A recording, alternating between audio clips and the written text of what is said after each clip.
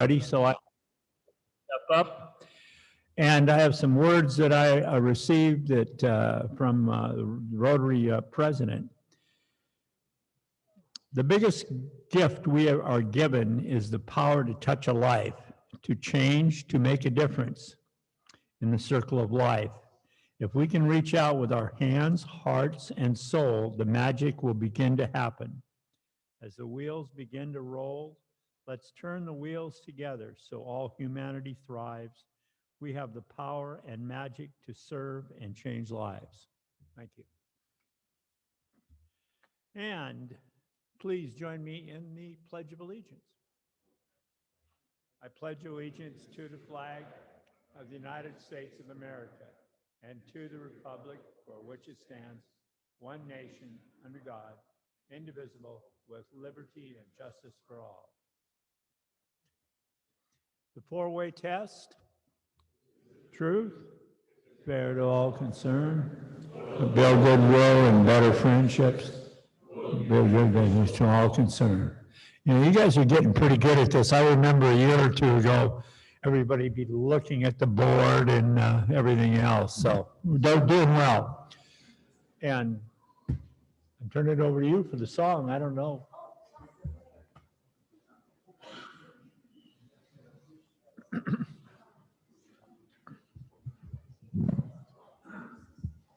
Yeah. Well, we have a wonderful week here. It's anniversary week, but we're not going to do the presentation of the roses quite yet. But instead of duplicating our songs, why don't you pick up your song sheet and turn to number 15, Let Me Call You Sweetheart. I understand that Brock Stiles is in really good voice today, so carry that side of the room, will you, Brock? Thank you. Awesome. Let me call you sweetheart, I'm in love with you. Let me hear you whisper that you love me too. Keep the love light burning in your eyes so blue. Let me call you sweetheart, I'm in love with you.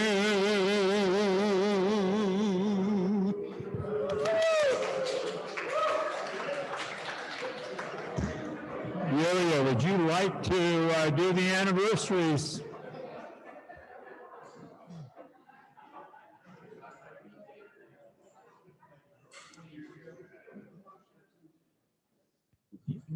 It's your turn, Yulia, to do the anniversaries.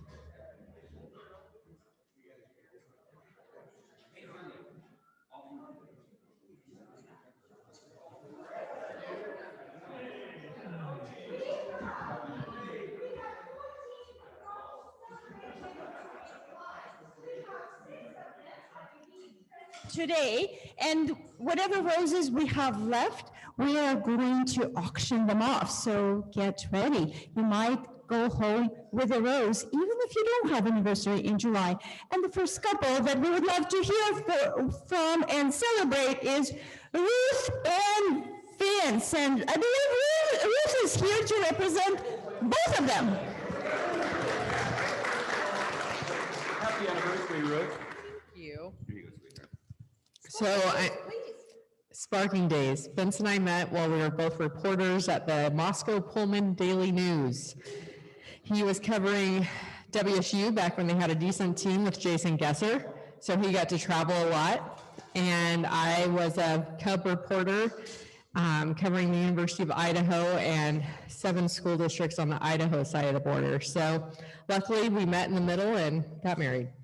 Awesome. 19. You want to add something? No. Okay, all right. Well, thank you so much, Ruth, and please give Vince a big hug from us. And the next couple, right at the same table, right being neighbors, David and Michael. Hey, thanks everyone. So the day after Vince and Ruth got married 19 years ago, Michael and I met. How crazy is that? We weren't at the wedding or anything, but we met down in Seattle. We were married 11 years after that, and right after we signed our federally recognized marriage documents, we received 1,136 rights that protect our union. And we celebrate that every year. It's kind of loud. We kind of enjoy hitting the button, married, finally, jointly. It's a big deal. It's a big deal that we are federally recognized. When Michael moved up here, little Blakey was 2.5 years old, and we've had him, we watched him grow up, and then our other nephews, and then whoever would have thought that we would be the administrators and facilitators of a major basketball event, the Gurney Tourney, which we are planning for 2022 in real time, and we are sponsoring a team that's going to be auctioned off for our Rotary auction in memory of our beloved nephew Brian. And so although Chris Johnston, I know he's been involved, get a team together, Sheena get a team together, and bid on that, and coming out in 2022 to celebrate this great day. So there you go, this is the first time Michael's been here. Thank you so much. And boy, we are so glad you guys put together the best decorations parties ever. Glitter everywhere. So glitter, still find glitter. I'm not surprised. We did a good job spreading it around. Well, thank you so much, David and Michael, and happy anniversary. And our next anniversary couple is Josh and Amy. Amy, thank you so much for making it to this meeting. Well, this is Amy. We have been married, well, as of the 17th, which is what, Saturday? Is that Saturday? We've been married on the 22 years. And of course, we're going to be in two different places because of baseball and softball. That's our life right now. And that's really how we met, actually. I was playing baseball with her brother, and I think she was about 12 or 13 years old at the time. We didn't get married then. We waited about 12 years. We kind of reconnected at Pacific Lutheran, where she had grown up a little bit, and we've been together ever since. And so we were married 22 years ago on Saturday. So. Wonderful. 22 is a great number, and it's still upcoming. Happy anniversary, you guys. All right, and our next couple. Representing our couple is Stephanie. Thanks. Greg couldn't be here. He's got 3 kids taking naps at home, which is a lovely thing happening over there. Greg and I met when I was 17 working at summer camp together and got married a few years after that. My dad thought he was okay after we were on a camping trip and my dad's chainsaw quit working.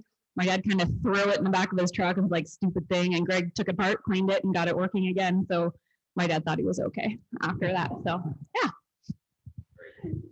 Thank you so much, Stephanie. Happy anniversary, Mike.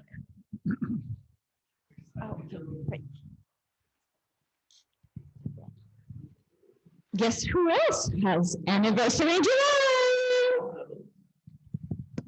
Hi, everybody. Ellen apologizes she couldn't be here today. We're getting a fence put in the yard to hopefully keep some deer out and our dog in. It's going to be the most expensive leash I've ever bought to keep the dog in. So anyway, she apologizes. Ellen and I met through Rotary way back when we were running the mentor program, and some of you folks served on that program. And so Ellen did a really great job and is still in touch with the former student to see how he's doing, and he's doing great. She's had a pretty rough last week. She lost her dad last week. We have her mom with us right now. She had the Rotary installation Friday. a great birthday weekend party. She turned 60 on Saturday, so that was great. She's really busy right now. So keep her in your thoughts and prayers with a lot of the things that she has going. So anyway, we'll be married 5 years this July 30th. So there we go. Fantastic. Thank you so much, Mike. Yes, give Ellen a big hug. Well, happy anniversary to all our July couples. Thank you, Rich. We can carry on. Thank you. Oh, sorry. We do have, yes. Right here, man. Oh, gosh. For some reason, I was set that we will have one rose left to auction off. No, we did not. We have one more wonderful couple to celebrate. We have Steve and Rhonda, and please, say a few words. This is my wife Rhonda. We're heading towards 28 next week, years. And everything's going good. We have a daughter that's 24, still living in the area. And the son is 26, lives in Bothell, and just got married this past weekend at Semiana Resort. Yeah, everything's going good.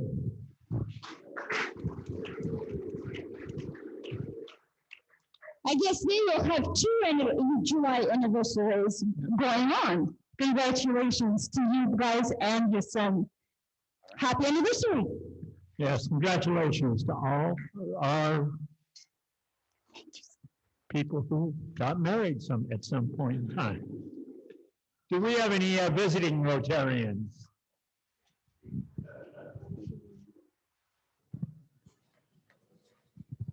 Well, where did, guests, I'm sorry. Yes, how about guests of Rotarians?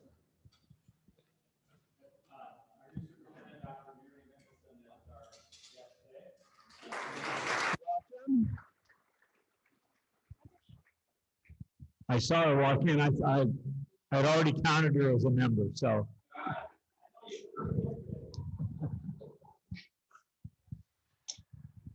So, are we ready to do the Wheel of Fortune?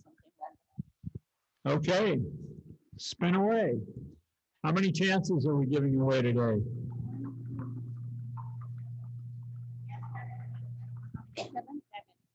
We have 7 prize items. Oh, they gift certificates. 7 is plenty. Oh, how many times do we want to spend this?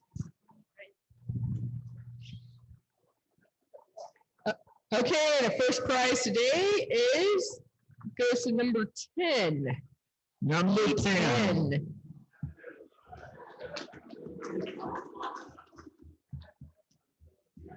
Excellent.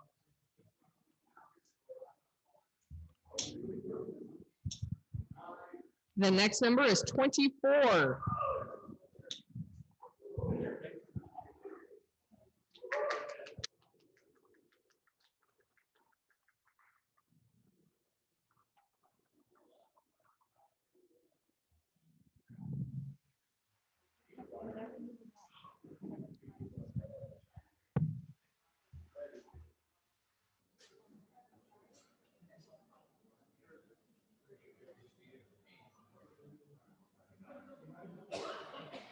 Next, number 40, 40. 40. Oh, excellent.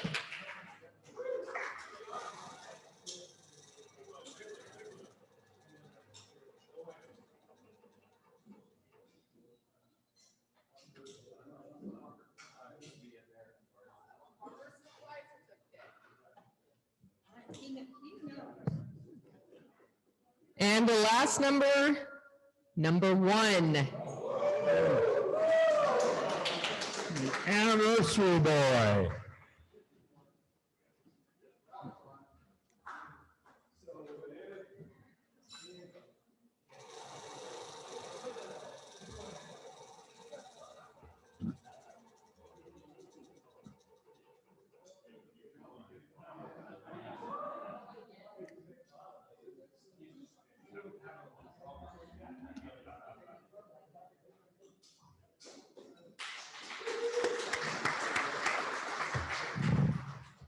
It's time now for the Sergeant of Arms, but I want to we'll make it a little more serious. Believe probably all of you received an email last week from one of our Rotary officials talking about the town of Lytton, where we have a Rotary Club and the town burned to the ground up in British Columbia, at someplace north of Kelowna. So the board decided on Tuesday night that all the money that we collect from Happy Bucks and from the Sergeant at Arms would go to the people or the Rotary Club of Lytton to pass around and help that town rebuild, and it's a real good thing. So be generous. You may be fine, and if you want to add a little more into it, please do. Mike Janicki has graciously offered his hat to whoever is willing to carry it around to have that. And Stephanie, I'll start it out with, I'll give you $20 because I forgot to wear my new president's badge today. If I can find it here. We'll save that for a little later. So with that, I'll turn it over to Joe Allen. So this is the trivia part. The questions, collect the right? money from Okay. So then I need 2 helpers, and I'll take Sheena Byrne. Who? Oh, okay. Okay, great. Okay. And then how about Chris? How about you? You want to help too? Oh. Rothenbuehler, sorry, I didn't realize there was 2. Okay. So, we'll start out here, and I decided to go with history, go figure, okay, of Rotary. So, the first Sedro Woolley Rotary meeting was held April 10th of what year?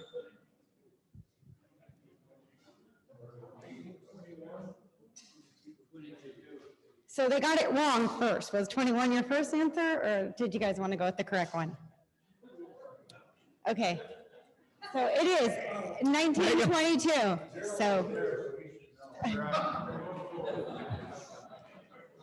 Okay.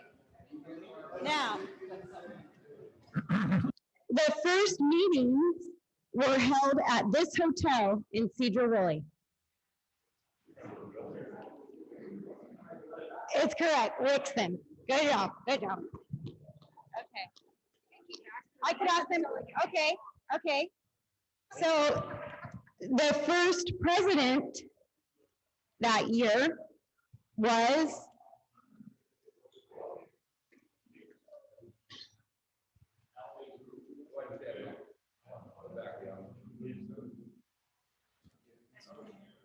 no answer? I see someone over there has the answer. You can help him out for $5. Nope. That's correct. Paul Rodius. Oh, no enchilada, no enchilada. Break out the wallets, guys, you still have to pay. Okay, here's a good one. Okay, women were first admitted to Rotary International in what year?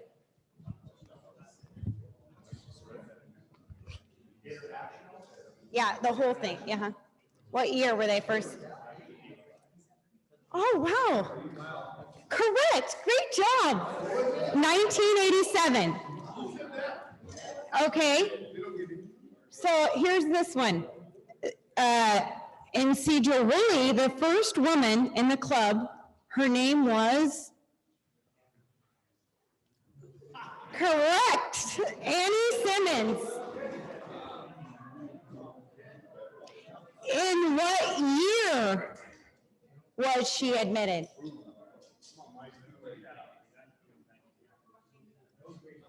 Okay, it was 94.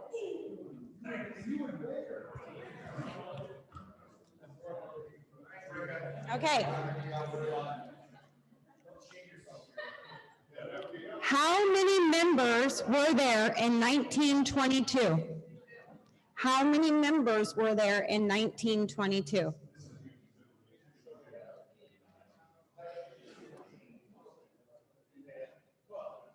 No. 25. Okay. Okay, guys, this is a good one. In the home of this founding father of Sedro was located on the site of the Rotary Amphitheater at Riverfront Park. In the home of this founding father of Sedro, looking for the founding father of Sedro, the amphitheater sits right on his house where it was.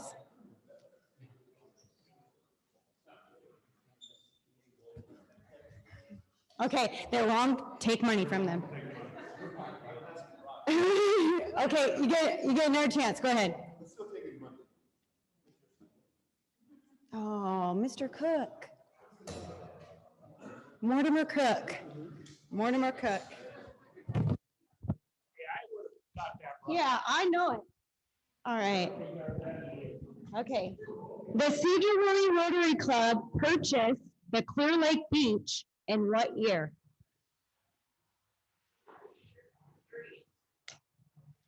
I am sorry. Paula?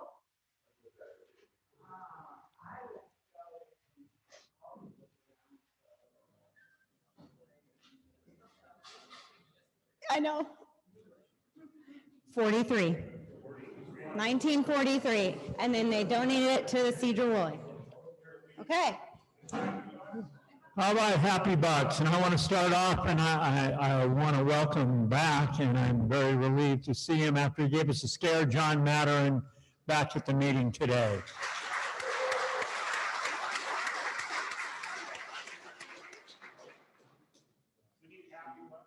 That was a happy, oh, you guys got to collect the Happy Bucks. Here you go.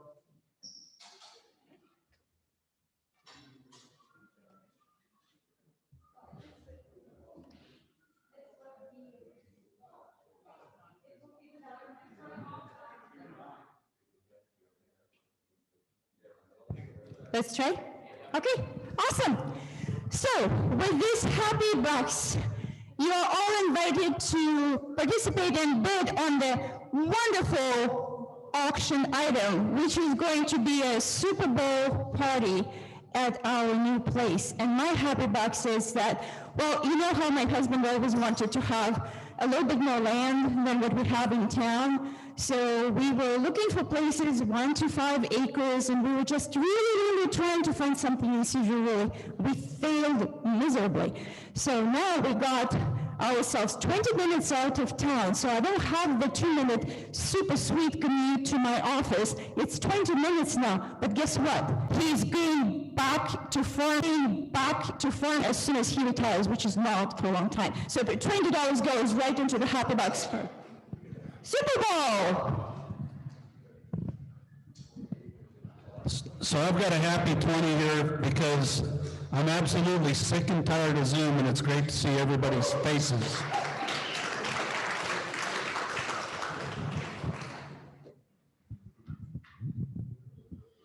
I have a happy 5. I just processed 5 of the National Guard are going to come back. They were going to be unemployed, and now they're going to be full-time staff starting September 1st. So 5 of them. So thank you.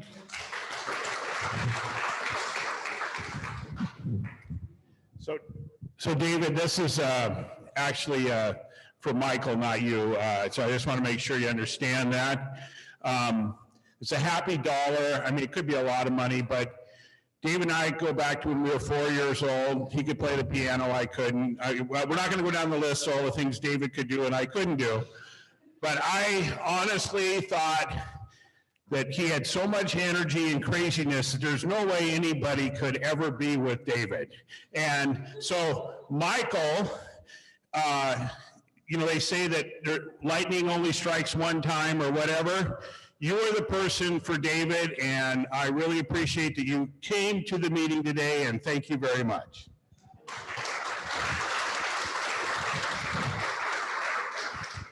I'm going to contribute $5 on behalf of my great-grandson Anson. He got to enjoy a train at Pat's Playground, and he loved it.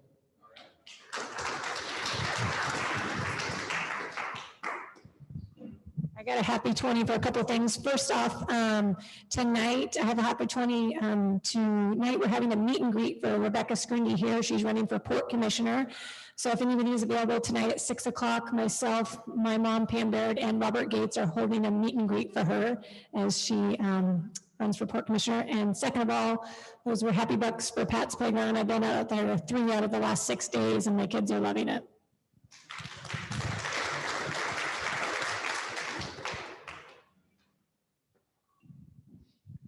I got some happy bucks. I flew down to Sacramento at 6 o'clock Saturday morning, came back 9 o'clock Sunday evening, and brought back some hardware from a golf tournament, took first place in a division. Thank you.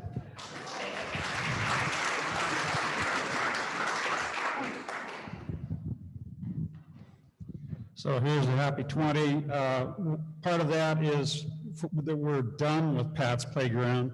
And the other part of it is that I'm vertical, not horizontal.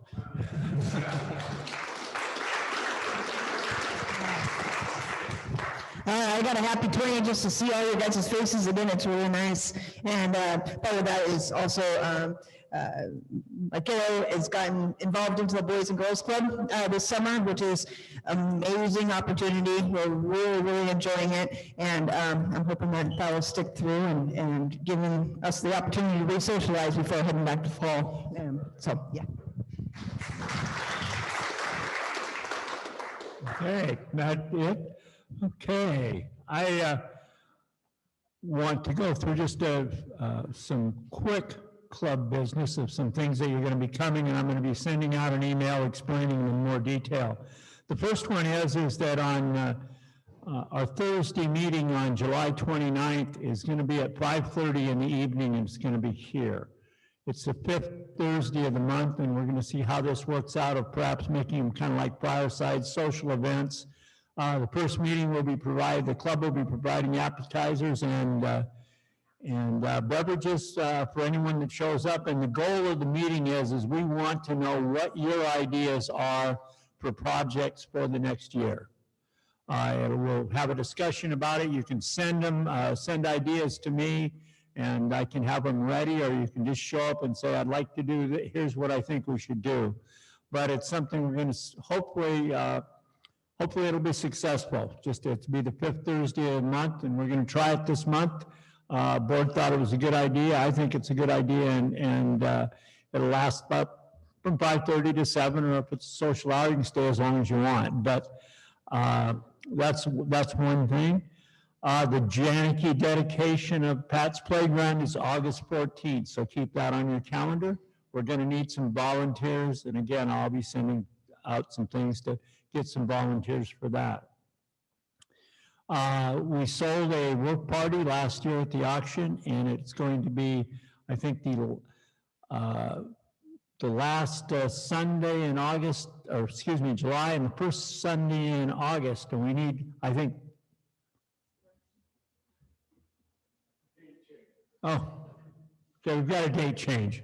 First Sunday in August is the day after the auction, so we're changing that to August 8th. So the work parties are on July 25th and August 8th. We need 5 or 6 people at each of those days, from 9 in the morning till 1 in the afternoon. And Julia, we've already sent out the address, I think, but we'll be sending that again. So yeah, so it's a moving party, guys. So please, we need strong hands to move some furniture, but there will be also boxes, so it doesn't have to be, we're concerned that the back will not handle the heavy furniture. There will be other items that are much lighter. What were those dates again, Tim? July 25th is a Sunday, and August 8th, which is a Sunday. Very good, thank you. So be thinking about that, and if you can be one of those people, can come to help, and I'm sure they'd accept more than 5 people, because we probably need some supervisors. Can I quickly add that lunch will be provided and we'll give you a quick tour of, this is a magnificent place. We had the Great Christmas party in mind all along when we were looking at the place. You'll love it. Tim, do you have any updates on the auction? Yes, if you notice, we've got our drawing boards in the back. Please sign up and make a donation as well. You get a chance to cruise for a night. All those nights, like cruises are amazing. We've got that going on. Get into the prizes, get into different items for the silent auction right now. And if you're working on a live auction, I would be sure you get that information to Rich and Danny, so that we can get that into the catalog and get that information to us.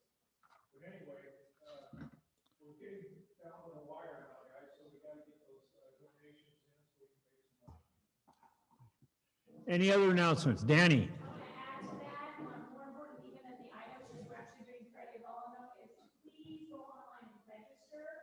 And then if you're planning to come to the live event, please buy your ticket as soon as possible. We have those numbers. Thank you. Any other announcements before Sheena in the back? Tonight at 5 o'clock, the Run Fellowship, 5 to 8 meeting, some of us are somebody else is supposed to stop in, say hi, have a beer or one beer, and just get some ideas on. 5:30 tonight at 5 o'clock, Local 20, the Fun and Fellowship Committee, or anybody else that wants to have fun or some fellowship after all the year and a half that we've been hiding out. Any other announcements? Eric, you want to introduce our speaker, please? It's time for early leavers.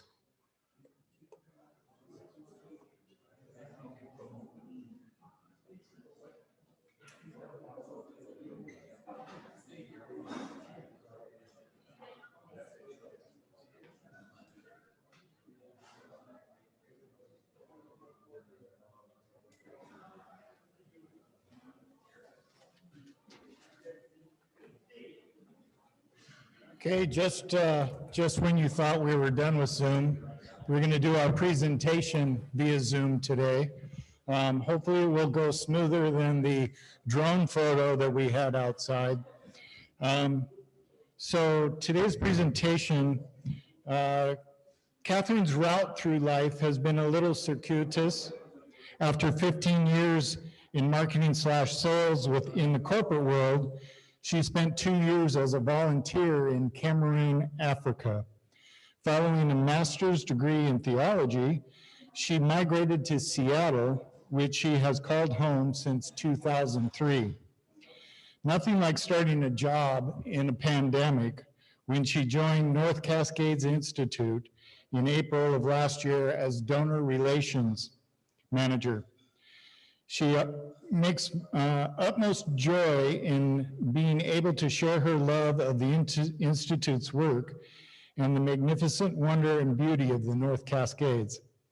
When she's not in front of the computer or group of curious folks, she is on the trail or reading nonfiction books about anything that catches her interest. Please welcome Catherine Endicott.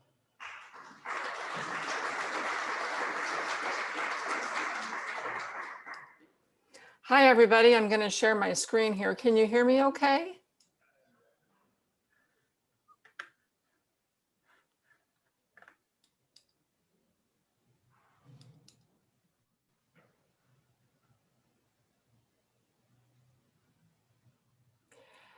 So I'm going to look for a thumbs up in the audience to make sure you can hear me okay. Great. Thanks so much. Well, thank you for inviting me to be a guest speaker for today's Sedro Woolley Rotary Club meeting. I joined about 12:30, so I got to see a little bit of your business. It was fun hearing all the trivia about Sedro Woolley. I've been there a number of times as I go up to the Institute. I'd love to see if any of you, by raising your hand, if you're familiar with the North Cascades Institute. I see a few hands going up there. It's a little bit, you're a little bit in the distance on my screen. Now, if everybody knows the sound that a raven makes, could you make that sound if you have ever visited the Environmental Learning Center, which is located above Diablo Dam? Oh, I didn't hear any sounds of a crow or a raven, so I'll assume that this is all new for everybody.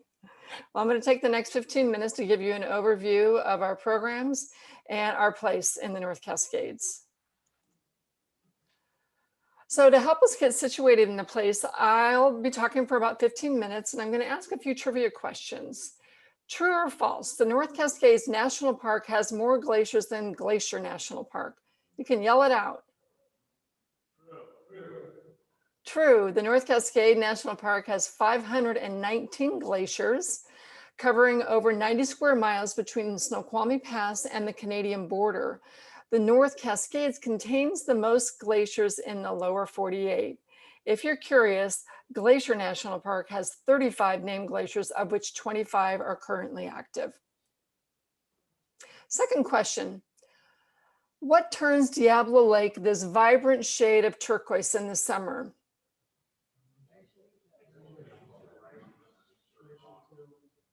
I couldn't hear you, but maybe someone did have the answer.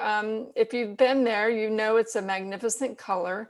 The lake has a green bluish tinge due to the very fine particles that are produced by the surrounding glaciers, which is called glacial flour. And it's greenish blue for the same reason that the sky is blue. There's a scientific nomenclature called Rayleigh scattering of visible light, which basically means very fine particles such as blue and green scatter short wavelengths, whereas red and yellow, like what we're seeing in the sunsets right now, scatter longer wavelengths. So the shorter wavelengths are scattered back to our eye, producing the blue greenish tint. So North Cascades Institute is a conservation nonprofit. Our mission is to inspire environmental stewardship for all through transformative learning experiences in nature. So let's talk about what that really means. We work in the heart of the North Cascades ecosystem, and this is our classroom. We're pretty lucky. The landscape, as you may know, is bounded by the Fraser River on the north, the Okanagan Highlands and Columbia Plateau on the east, Snoqualmie Pass to the south, and the Puget Lowlands to the west. The greater North Cascades ecosystem comprises one of the most intact wildlands in the continuous United States. We believe that public lands are a vital resource for education, recreation, and renewal. And we believe that shared experiences strengthen families, communities, and society at large. We believe that nature is a source of inspiration that helps people lead healthy, well-balanced lives. We believe that lifelong hands-on learning about the natural world should be accessible to everyone. And we believe that diversity is a source of strength and resilience. The North Cascades Institute was founded in 1986 to conserve and restore Northwest environments through education. Today, the Institute is a national leader in environmental education, connecting more than 12,000 people to nature and to one another annually. In the early 80s, our co-founder, Saul Weisberg, was working as a backcountry ranger and believed that education could be used as a conservation tool. The idea that through transformative experiences in nature, a sense of place and connection is built, and this experience leads to an increased awareness and desire to protect the environment. In the late 90s, three partners, Seattle City Light, North Cascades National Park, and North Cascades Institute, began discussions about the possibility of an environmental learning center campus within the North Cascades National Park. This idea was submitted for funding as part of the mitigation with the Federal Energy Regulatory Commission relicensing project, which is required because of the dam properties on the Skagit River. 6 years later, in 2005, the Learning Center was opened just above Diablo Dam. The campus now serves as the hub of the majority of our programs, and the establishment of the Environmental Learning Center allowed us to expand our programming and grow to serve more people.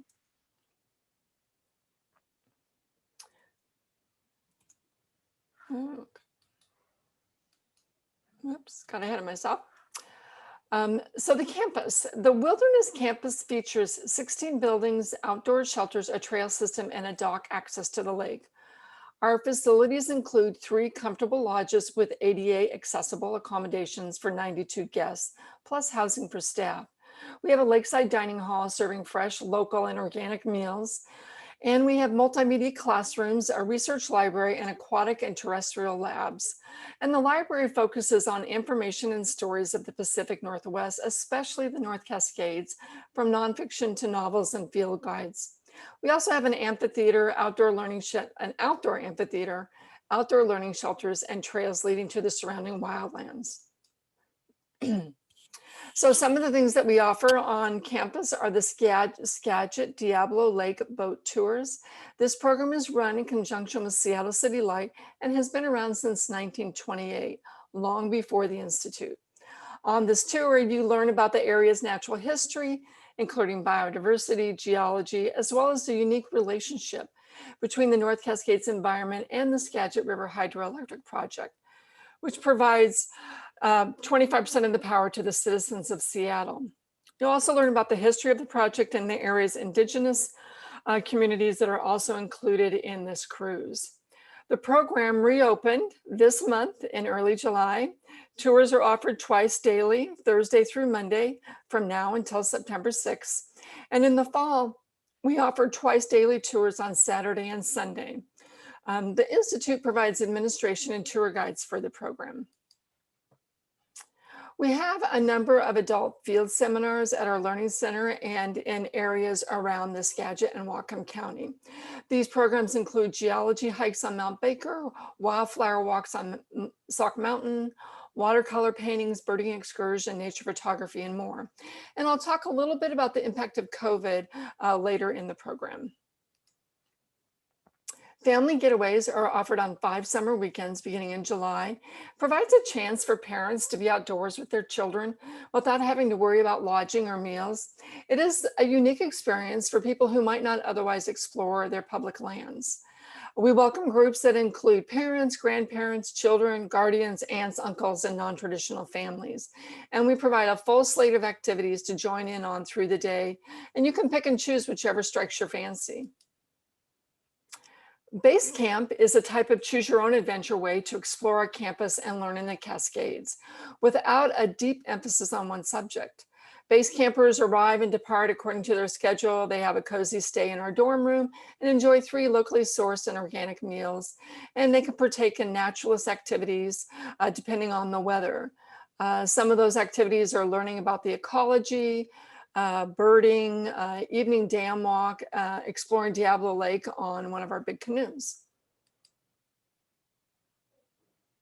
The Learning Center also has allowed us to offer a space for other organizations such as Rotary or different groups to hold events. We welcome conferences, weddings, retreats, workshops, trainings, reunions, and other custom gatherings. Depending on the size and needs of the group, we offer the use of any of the Learning Center amenities, as well as an on-site coordinator to help with your event. During your stay, as a supplement to your programming, our experienced staff naturalists serve as teaching guides, providing educational opportunities that add to your retreat experience. We have a number of school programs. The Institute knows that the natural world offers a safe and rewarding environment for learning and healing. And the benefits of time spent in nature are particularly crucial for young people, and especially after this past year of COVID. We believe that shared experiences in nature help kids learn, and that's what we do at the North Cascades Institute. The shared experiences improve health, relieve stress, and lead to increased academic success for children of all ages, and adults too. Mountain School is our longest running program. It has been around since 1990. Mountain School was originally held in the New Halem campground with students staying in tents. Now we hold it at the Environmental Learning Center. 5th grade students, about 2,500 annually, spend 3 days learning with their classmates about the natural and cultural history of the mountain ecosystem. One day is focused on the living, which are plant and animals, and the other on the non-living, which are rocks, watersheds, and glaciers. The kids form community and they learn about the North Cascades landscape. One of the students in our program wrote, well, all the kids have to write a letter to their self as part of the program, and one wrote, "Dear future self, remember that I can make a difference. I believe that I can make the world a better place." These are the numbers for our mountain school program. For most of the kids, this is the first time they visit a national park, spend the night away from home, and discover the connections between their lives, communities, and the environment. One fifth grade teacher said that mountain school equalizes the playing field. All students can access the content. Their shared experiences in nature is a necessary background for their scientific knowledge. Mount Baker Snow School is a program that we took over in 2016. This is a day-long program for 6th to 12th graders and it's based at the Mount Baker ski area. We do this in collaboration with the U.S. Forest Service, the ski area, and the Northwest Avalanche Center. Snow School is an outdoor learning adventure that combines applied science with snowshoe-powered explorations, and students dive into hands-on learning about weather, watersheds, and climate sciences. With this program, we primarily serve students from rural or underserved communities and located within Whatcom and Skagit County. A teacher from this program said, "Our students live along the Mount Baker Highway, which ends at the stunning Artist Point Vista. Yet most of them have never seen the view there, played at the ski area, or hiked the nearby trails. Hands-on experiments with inspiring instructors enhance students' academic experience and instills a connection to the natural world." We also have a newer program called Forest School, and this is run in partnership with the Bellingham Public School District and the Gordon Carter Conservation Site on South Lake Whatcom. This is for 3rd graders to explore the local forest ecosystem through the perspective of animals that live nearby. The experiential lessons incorporate teamwork, problem solving, and creativity. Students use inquiry, observation, and reflection to investigate themes of habitat, adaptations, and interdependence. A program that we started this year due to COVID is the Connections Program. It was a collaborative effort between several local nonprofit environmental education organizations, and it was driven by the Whatcom Coalition for Environmental Education. In the fall of last year, Connections ran outdoor education programming in 3 school districts: Whatcom, Bellingham, Blaine, and Mount Baker. And the North Cascades Institute took the lead on coordinating the Mount Baker and Blaine locations. And we are in conversation with the school districts in Skagit County to take a program like this, even though we're not in COVID, there were learnings from this program that could have applicability continuing on and looking at other county and options. Our 4th school program is Youth Leadership Adventures, which is a transformative learning experience designed for local youth to jumpstart engagement with nature, stewardship, and community. We take high school kids out on an 8 or 12-day backpacking or canoe camping trip in the North Cascades or the Mount Baker Snoqualmie National Forest. Each session has a focus on outdoor leadership and science and sustainability. During the summer expedition, students canoe, backpack, camp, and complete stewardship projects while receiving hands-on training in outdoor leadership, field science, communication skills, and public speaking. With this program especially, we focus on underserved youth. We provide scholarships. Over 95% of the kids are on some form of a scholarship. We provide gear, meals, transportation. And that level of support really opens up this experience to kids who otherwise would not be able to participate. Most of the participants have never been inside the park or have ever been camping. It is a transformative experience for them. They overcome their fears, learn new things about themselves and the world, and build strong relationships with their fellow adventurers. One of our recent participants wrote, "I realize that my identity is not found only in my race. You discover who you are once you find your sense of place. Nature helps me get away from distractions and find myself." In 2019, 26 Skagit County kids participated in youth leadership, as well as 61 other students from all over Washington. This year, we have returned to the backcountry with 40 kids participating over the months of July and August. The reason our numbers are lower is that we're running at 50% capacity. Because when we started scheduling this program, we didn't know what the state of our world would be by summertime. So we are staffed for a group of 40. Our first group just finished their trip on July 11th, and we are thrilled to be outdoors with our high school youth.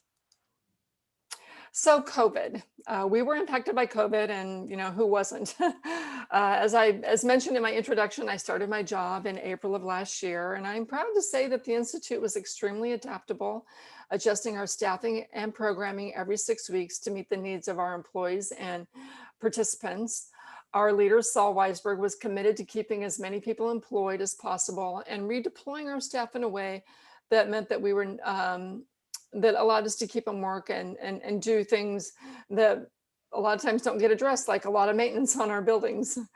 What was supposed to be the 30th year of Mountain School was adapted to a Mountain School at Home program, where we created a lot of tools and resources that people could use at home as a way to get kids outdoor. And those programs are still available and still very popular.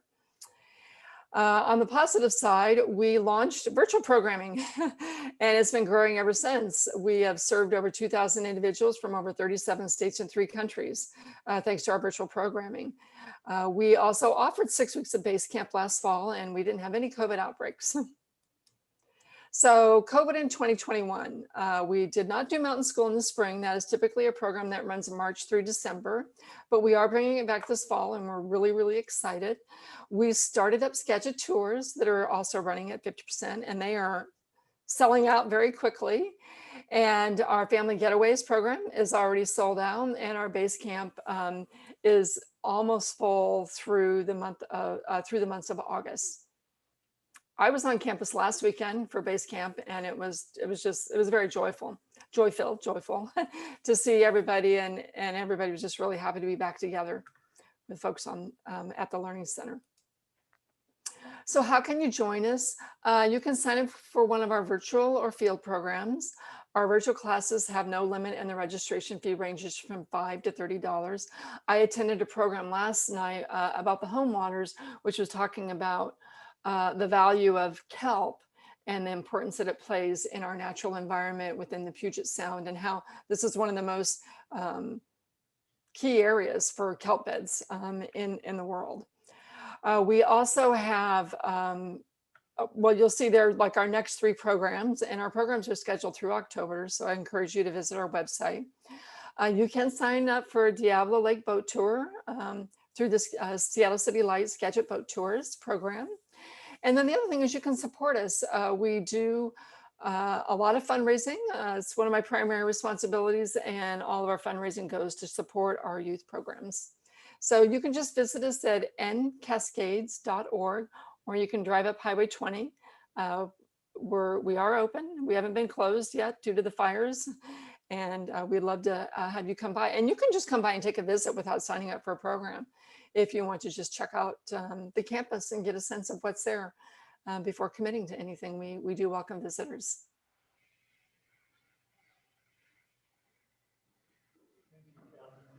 Thank you, Catherine. Are there any questions? For questions? Catherine? Yes. Okay, stand by. Are there any questions for Catherine? Okay, seeing none. Oh, we have one. Well, I'm always interested in weddings and anniversaries. You mentioned that the Cascade Institute grounds could be used for wedding. Could you tell us just a little bit more?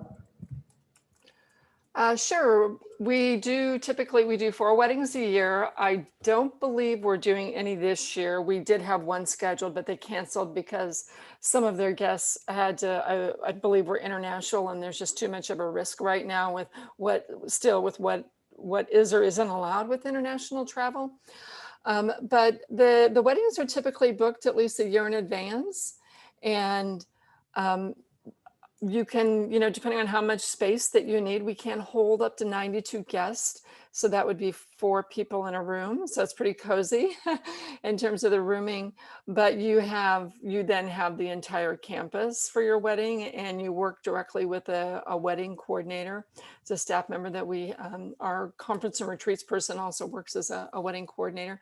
I have met some people that have been married at the Learning Center. I've not attended a wedding, but they typically choose to come there because one of 2 reasons. They're either a couple that really want their wedding to be in a very natural setting, or like one couple, they were going to just get married on the trail, and then they found the North Cascade Institute, and they're like, oh, I guess we can provide something with a little more accommodations for our family versus campsites.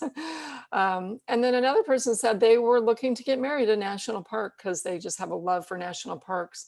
And when they saw our space, they felt that it spoke more to how they wanted their wedding to be versus maybe at one of the bigger national parks. So I think, you can go to our website and find the page on weddings, and it just takes some planning ahead. That would really be, I think, the recommendation. If you have something in mind, I would start exploring sooner rather than later. Mm-hmm. Thank you. Are there any other questions? Well, thank you, Catherine. Thank you. I'm not sure. I realized I don't know why my camera went off, so I'm sorry you can't see me again, but I can see all of you. Okay. And I really appreciate the invitation. And I'll look forward to seeing you. And Eric knows how to reach me if you have any questions that come up later on and you need more concrete information. I'm happy to help out. Thank you. Bye-bye. Bye-bye. Thank you, Catherine. I think that sometimes we forget what a beautiful area we live in. We're down here in the city and forget just a few miles east of us of what's available. So thank you for the informative program. Thank you. And Bye-bye. the virtual Rotary world famous pen. So again, thank you for the informative program. We will close. I have a word. Friends, to live for others, to care for others, to serve others, and change their lives is the best way to live our own lives. Just as Einstein said, only a life lived for others is a life worthwhile. Thank you. We'll see you next week.